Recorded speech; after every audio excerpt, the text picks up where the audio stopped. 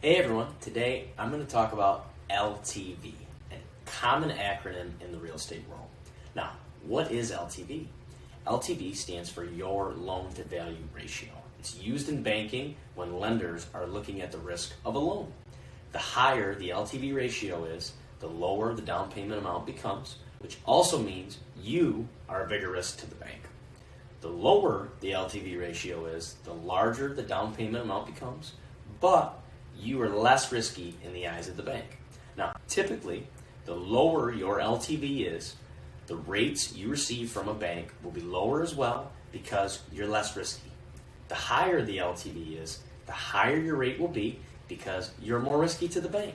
An LTV above 80% can also require mortgage insurance to be purchased, which can increase your total monthly payment.